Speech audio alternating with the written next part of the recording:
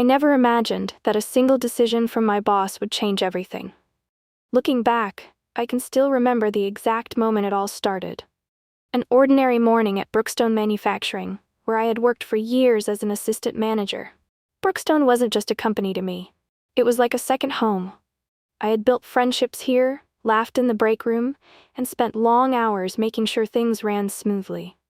We weren't just employees. We were a team, a family. At least, that's what I had always believed. But families aren't supposed to have secrets. And I was about to find out that ours did. It all began when Mr. James Thornton, our CEO, made a surprising decision.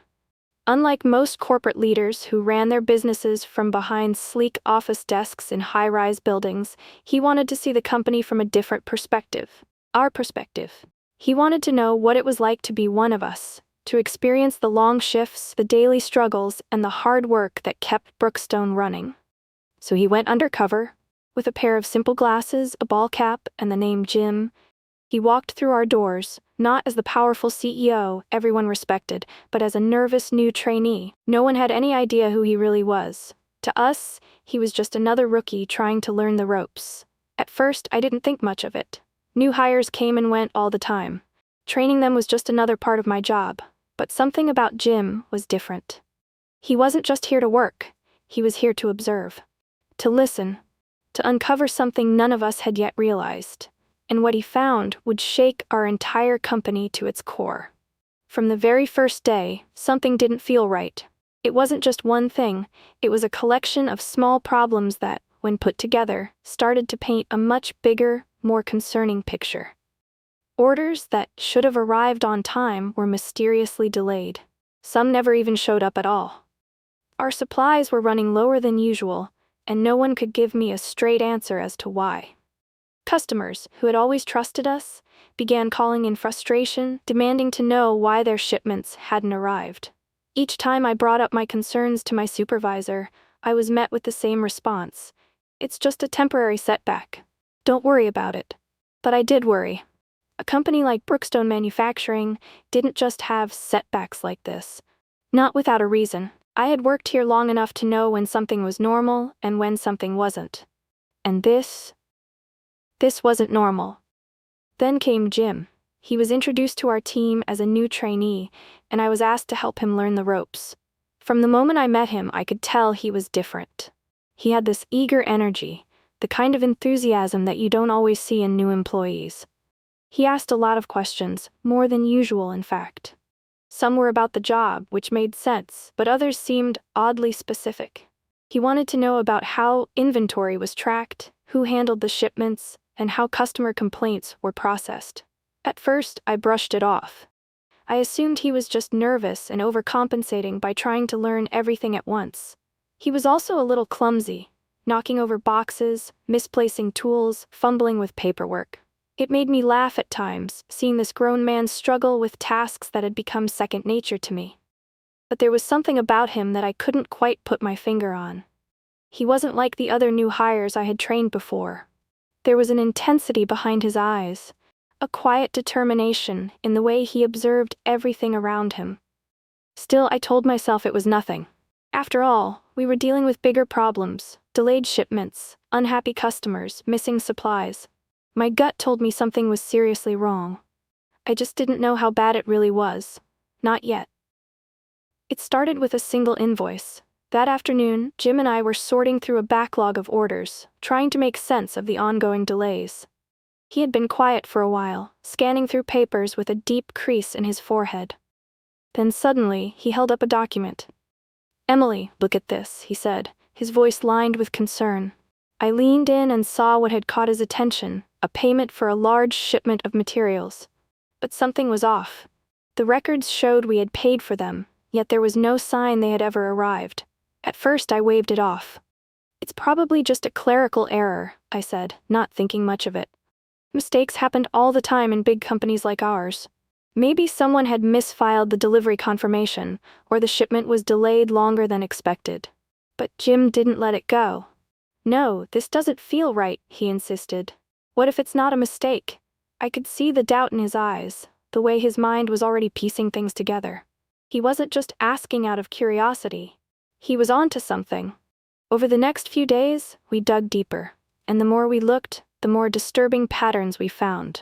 There were more invoices like the first one, payments made for goods that never arrived, shipments marked as delivered but with no records to back them up. It wasn't just one mistake, it was a web of discrepancies, scattered throughout months of transactions. Someone was stealing from the company, and they had been doing it for a long time. Then came the moment that made everything real. It was late in the afternoon when Jim and I were in the warehouse, trying to piece together more details.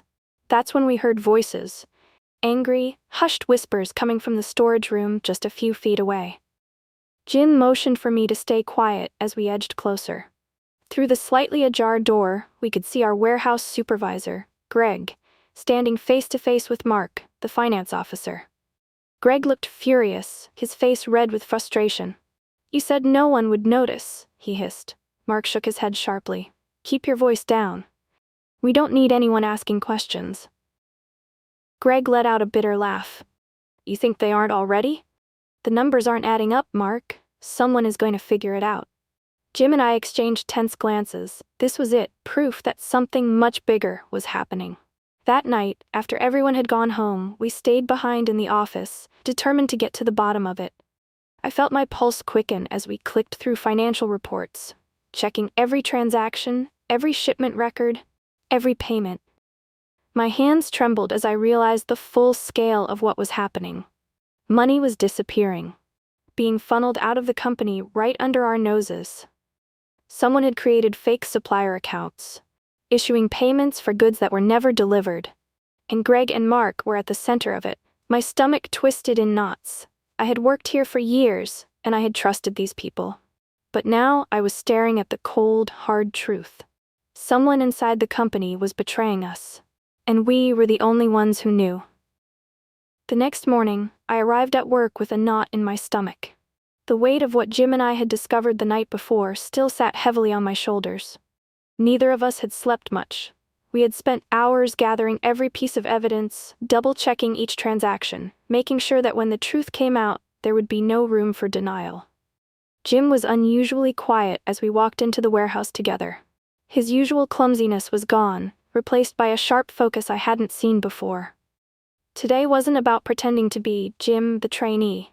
Today he was Mr. Thornton, the CEO of Brookstone Manufacturing, and he was about to face the people who had betrayed him.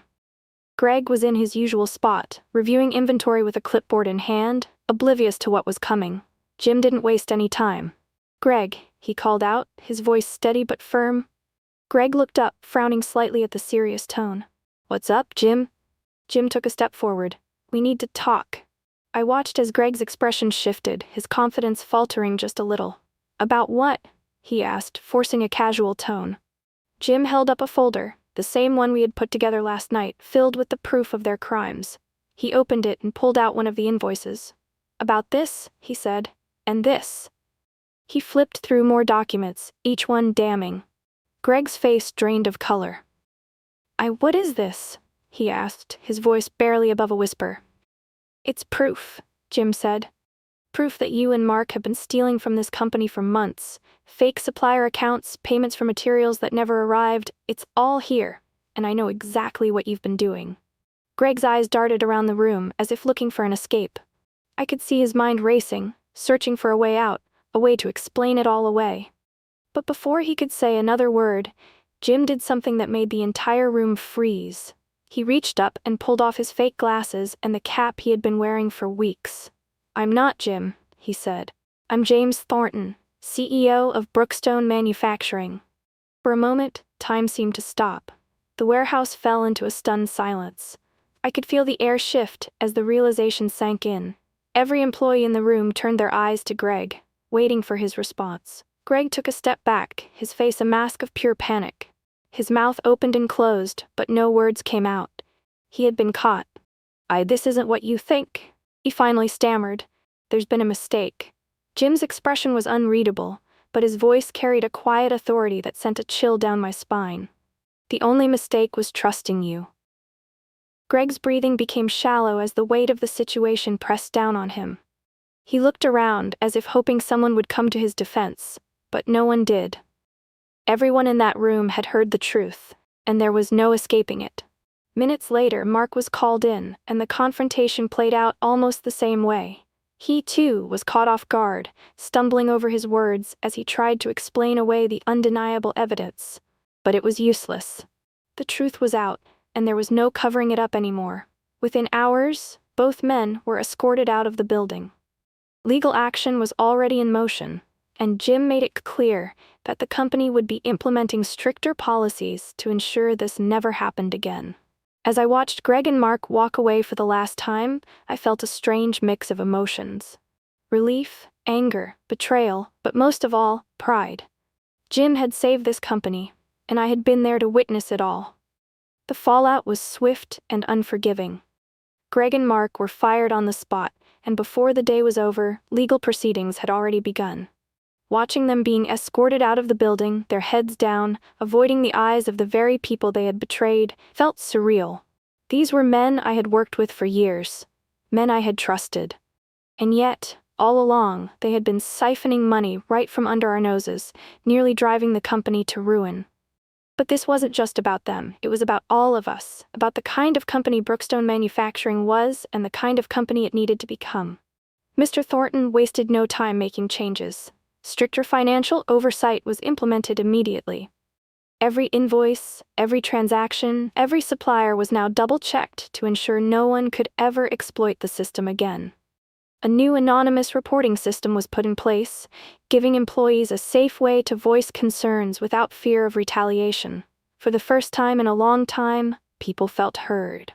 And as for me, something inside me had changed too. I had always respected Mr. Thornton as the CEO, but I had never truly known him, never seen the depth of his commitment to this company to his employees. He could have easily sat in his office and handed this issue off to someone else, but he didn't. Instead, he stepped into our world, walked in our shoes, and saw firsthand the struggles we faced. He didn't just run this company, he cared about it. He cared about us. And I realized something else, something that would stay with me long after this ordeal was over. The truth isn't always hidden in grand conspiracies or complicated schemes. Sometimes it's right in front of us, waiting to be noticed. It lurks in the missing numbers, in the whispers behind closed doors, in the gut feeling that something just isn't right. But the truth means nothing if no one is willing to uncover it. Looking back, I still get chills thinking about how close we came to losing everything. A few more months of stolen money, a few more fraudulent transactions, and who knows what would have happened. But we didn't lose. Honesty and perseverance won. And all because one man decided to go undercover and fight for the company he loved. Brookstone Manufacturing was saved. And so was my faith in the people who truly cared about it. If you enjoyed this story and want to see more, don't forget to hit that subscribe button. Your support means the world and helps us keep bringing you great content. If you liked what you heard, give this video a thumbs up, and let us know your thoughts in the comments below. We love hearing from you. And don't forget to share this with your friends so they can enjoy it too. Thanks for watching, and stay tuned for more amazing stories.